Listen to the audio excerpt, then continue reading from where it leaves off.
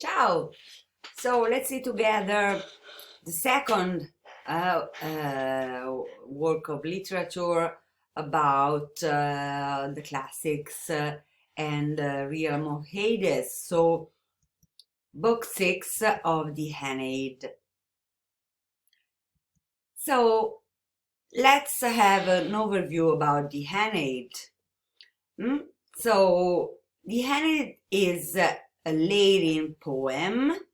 So we are in the Roman world, written by the poet Virgil between 29 and 19 BCE, and tells about the legendary story of Aeneas, so a Trojan hero who traveled to Italy.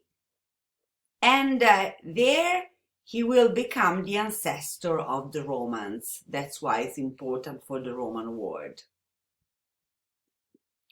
So the first six of the poem's 12 books tell the story of Aeneas' wanderings from Troy to Italy. So you can see here in the map the wanderings. And the poem's second half tells us of the Trojan War against the Latins and their victory over them. So the Latins, under whose name Aeneas and his Trojan followers are destined to be subsumed.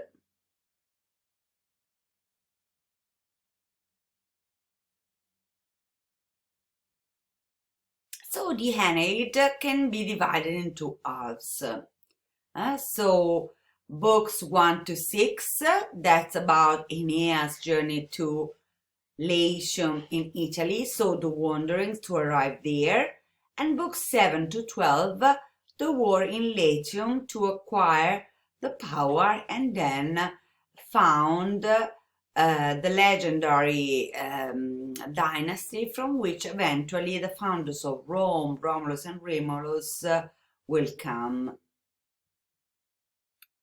So the two halves commonly are regarded as reflecting an ambition of Virgil to rival Homer.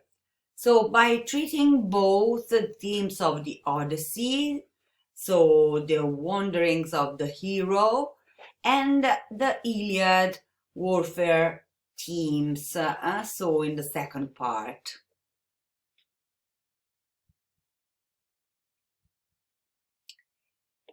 I'll post you a video on Aeneid's story, history, so you can have a global but summarized vision of the Aeneid.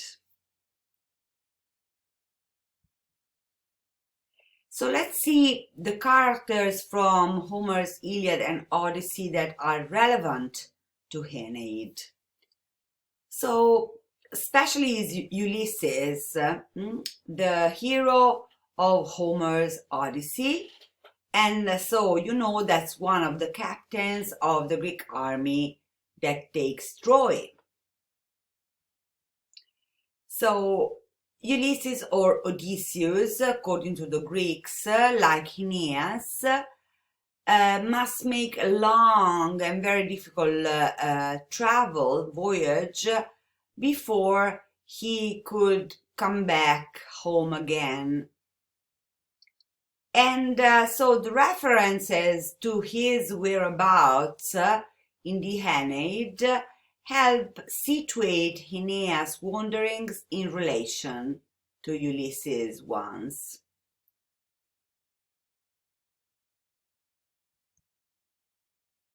So Aeneas can be seen as the new epic hero.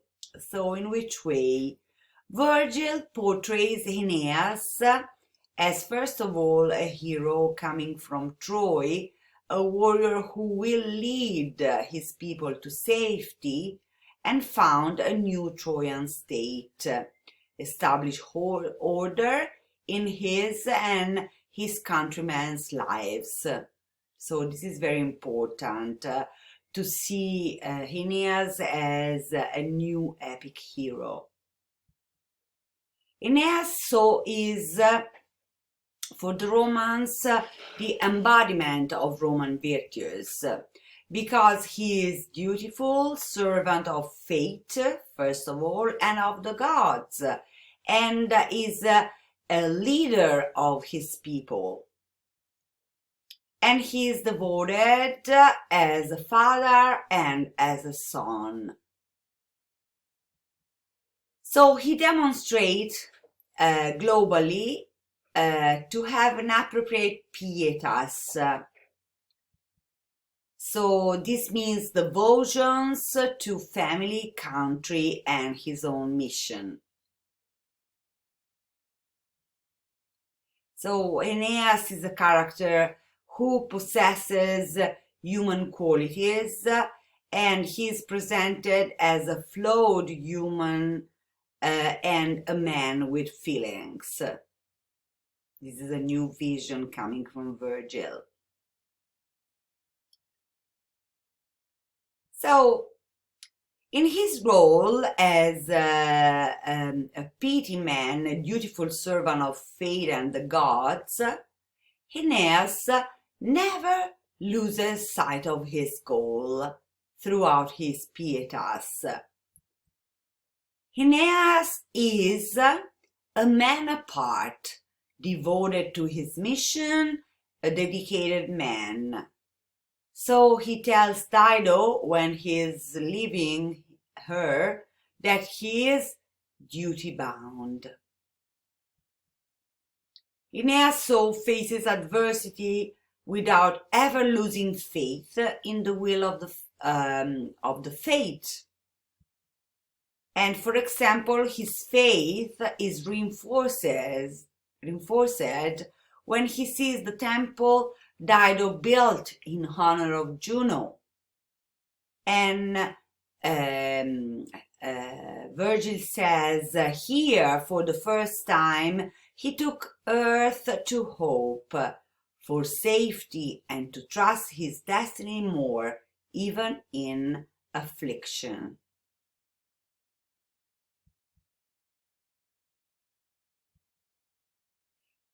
In Book 2 of Aeneid, Aeneas seeks counsel from the gods when the Trojans are leaving a country and when they arrive at a new one. Aeneas so receives Apollo's prophecies through other gods, for example, the Penates or Trojan herd gods that tell Aeneas to sail for Italy, or the Harpies leader, Cheleno, speaking about Apollo's instructions about his future. After hearing the prophecies, Aeneas is determined to fulfill his mission, despite all the obstacles that might stop his progress.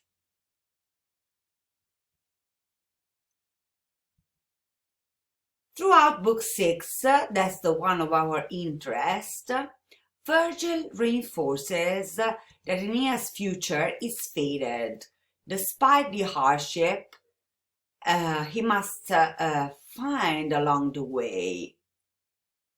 Then to enter the underworld in Book 6, Aeneas must present a golden bough from a tree, which he can do easily, because he was called by fate. Later, in Book 10, Aeneas is described as the God-fearing captain, because his aim with his spear is steady. Because Aeneas is submissive to the gods, he will win in battle and will reach his goal, to build the city where he and his fellow countrymen can live peaceful, ordered lives. So this is the last goal for Aeneas' destiny. Let's go continue to Book 6.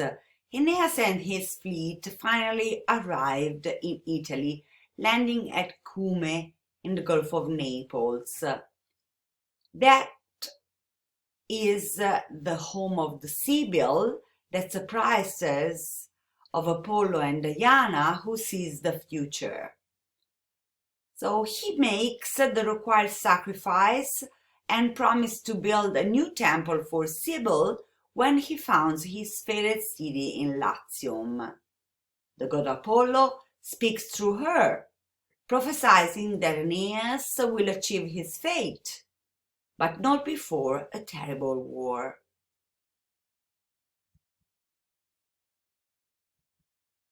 So, for Aeneas to visit the underworld, he must find and pluck a golden bough, as we said, precious to Proserpina. So Persephone, queen of the dead. So we have the new name of Persephone in the Roman word, Proserpina. Aeneas appeals then to his mother Venus, and she sends doves to guide him. So he, now caught by enthusiasm, tears the branch off the tree.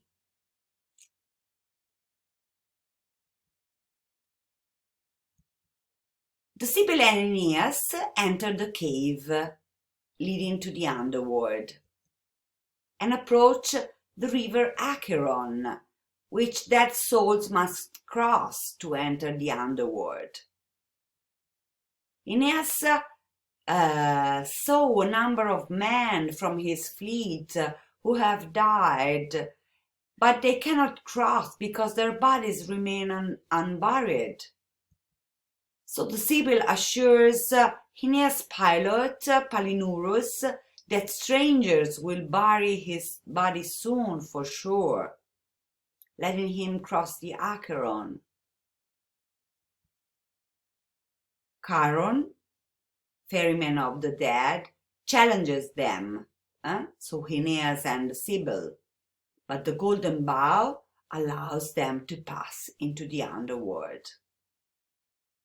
Here in the picture you can see Charon, ferryman.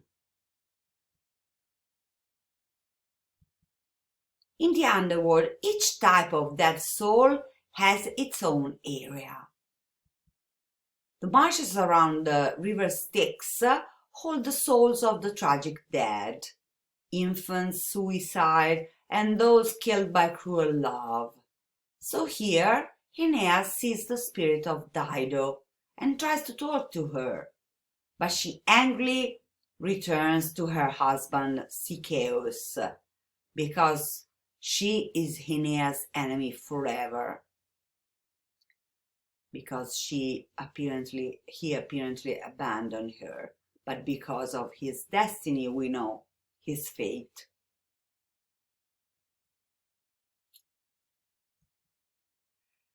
Then moving on, they encounter dead heroes, both Trojan and Greek, and Aeneas so visit the darkest side of the underworld, Tartarus, where those who don't repent of their crimes or those who defy the gods are punished. Finally, they use the golden bough to enter the paradise Elysium.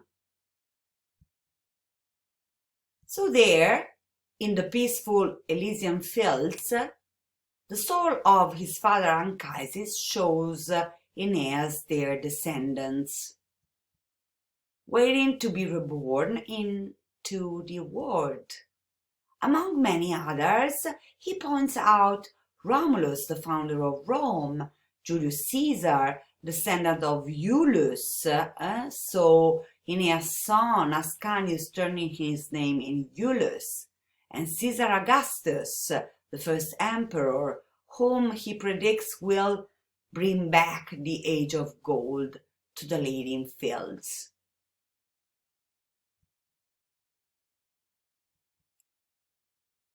So he previews centuries of Roman history, including important periods as the Punic and the Civil Wars, And speaking of future generation, and especially to future generations,